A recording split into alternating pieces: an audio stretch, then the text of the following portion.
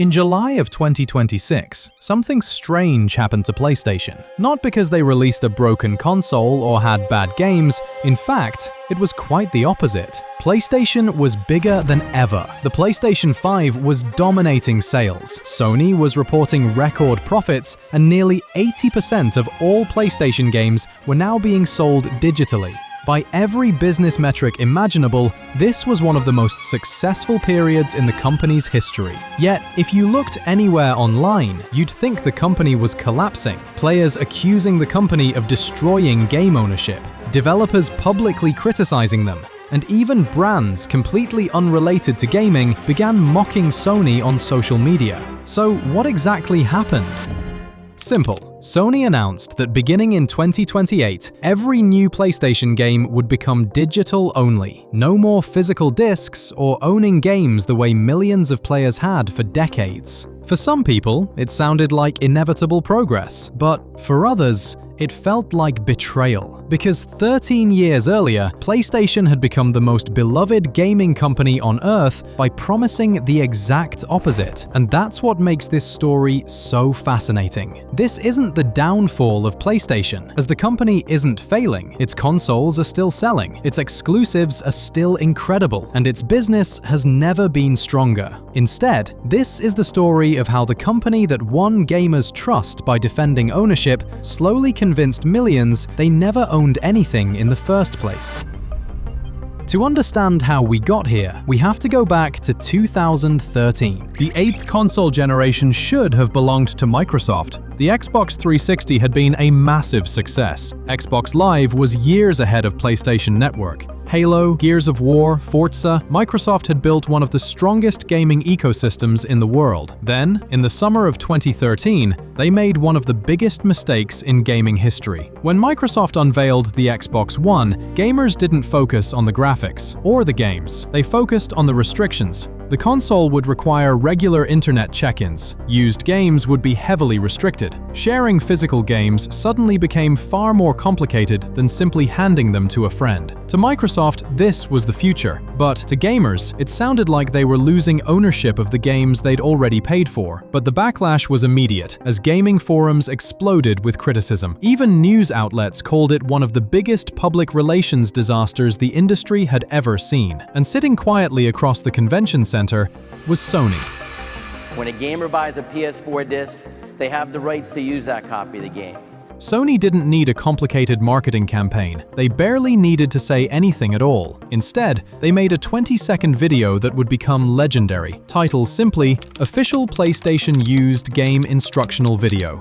This is how you share your games on PS4. 21 seconds with no explanations or corporate jargon. They told gamers that sharing a PlayStation game was as simple as giving it to someone else, and it instantly became one of the most celebrated marketing moments in gaming history. But Sony wasn't finished. During their E3 presentation, they delivered another blow. While Microsoft announced the Xbox One would cost $500, Sony walked on stage and announced the PlayStation 4 would launch for just $300.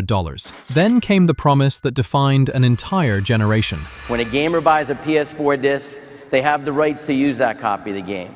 They can trade in the game at retail, sell it to another person, lend it to a friend, or keep it forever. This wasn't just about price or hardware anymore. Sony had positioned itself as the company that understood gamers. Their slogan wasn't "most powerful" or "next generation," it was "for the players." And people believed it. Microsoft eventually backed down. Just 9 days after revealing the Xbox One, the company completely reversed its controversial DRM policies, removing the mandatory online check-ins and restoring traditional game sharing after overwhelming backlash. But by then, the damage was already done. The PlayStation 4 went on to sell over 117 million consoles, more than double the Xbox One by most estimates. Sony hadn't just won the console generation, they'd won something much more valuable: trust. Gamers believed PlayStation was different, that it respected ownership, that it respected players, that no matter where the industry went, Sony would stay on the side of gamers. For years, that reputation carried the company. And while most players were celebrating PlayStation's golden age, something much bigger was quietly beginning to change. For years, almost nobody noticed, because Sony was still making incredible games. God of War, Spider-Man, Ghost of Tsushima, The Last of Us Part 2. Every major exclusive reminded people why they bought a PlayStation in the first place. As long as the games were good, people ignored almost everything else. And that's exactly what allowed Sony to quietly change the rules. You see, winning the console war created a completely different company. Back in 2013, Sony needed gamers, but by the early 2020s, gamers needed Sony, because Xbox had never truly recovered from the Xbox One disaster, and Nintendo was competing in an entirely different market. For the first time in decades, PlayStation wasn't really fighting anyone, and that's when the philosophy slowly started changing, because digital games are incredibly profitable. When you buy a physical game, someone else gets a cut. Retail stores, manufacturer, distributors, shipping companies, or a second-hand retailers. But when you buy a game digitally, every single dollar stays inside Sony's ecosystem. It was a business executive's dream, and gamers happily walked straight into it. By 2025, nearly 4 out of every 5 PlayStation games were already being bought digitally. Sony's own financial data showed digital purchases had become the overwhelming majority of full game sales. Convenience eventually won, as entire libraries were available instantly. Everything looked better, until people realized convenience comes with a price: ownership.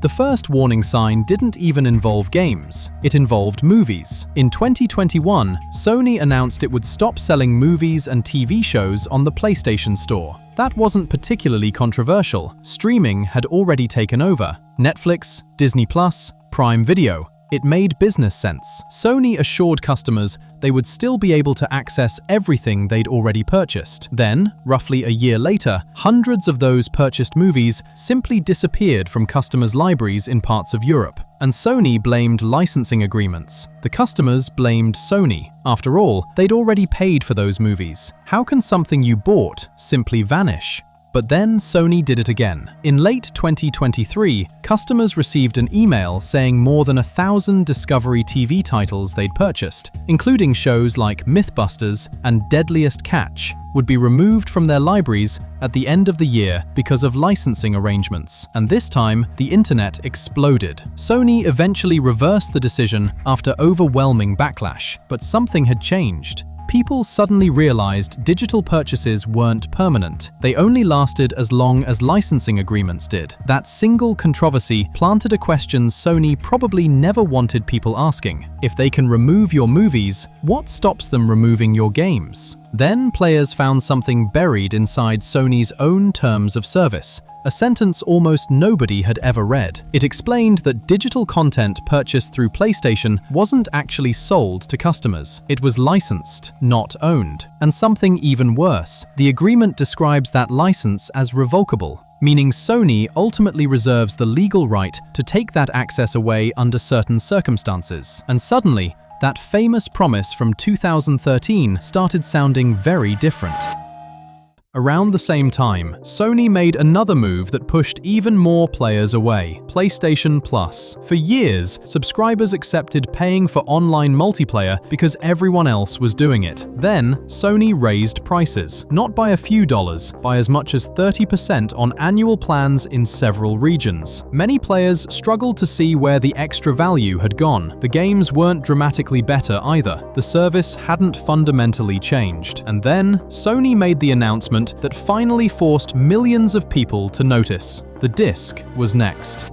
On July 1st, 2026, the company announced that beginning in January 2028, every new PlayStation game would become digital only. No more physical discs, no more midnight launches where you held an actual game in your hands. If you wanted a PlayStation game, there would only be one place to get it: Sony. Now, to be fair, Sony wasn't making this decision in a vacuum. Physical games made up only a tiny fraction of Sony's overall gaming revenue. So why keep manufacturing millions of discs when most customers were downloading games anyway? But that's also exactly why the backlash caught Sony completely off guard. Because players weren't protesting a piece of plastic, they were protesting what that plastic represented: ownership. As back in 2013, those exact ideas helped PlayStation defeat Xbox. box. Now Sony was asking players to give them up voluntarily, and gamers' response was immediate. Within days, a change.org petition called "Don't Kill the Disc" exploded across the internet. Hundreds of thousands of players signed it. Its message was surprisingly simple. A disc is something you own. You can lend it, pass it down to your children. A download code inside a plastic box isn't ownership, it's just a license wearing a disguise. And the backlash didn't stop there. In the Netherlands, a consumer organization launched a lawsuit worth hundreds of millions of dollars against Sony. Their argument wasn't that digital games were bad, it was that removing physical media effectively removes the second-hand market. Without competing retailers or discs, Sony alone decides the price. And if Sony controls the only store, who exactly competes with them? Even some of the biggest names in gaming started speaking out. Hideo Kojima, a developer whose career spans decades of physical media, called the future frightening. Not because he hates digital games, but because digital libraries exist entirely at someone else's discretion. Servers shut down, licenses expire,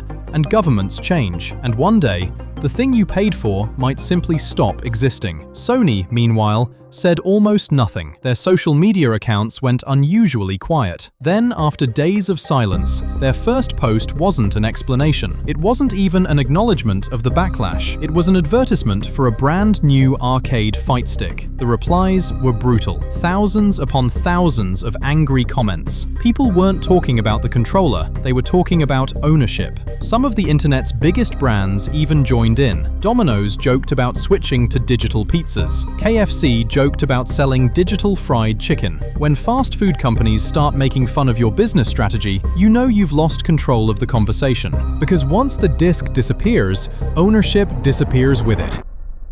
If you enjoyed this, subscribe, because stories like this aren't really about PlayStation. They're about where gaming is headed next. And trust me, we're only getting started.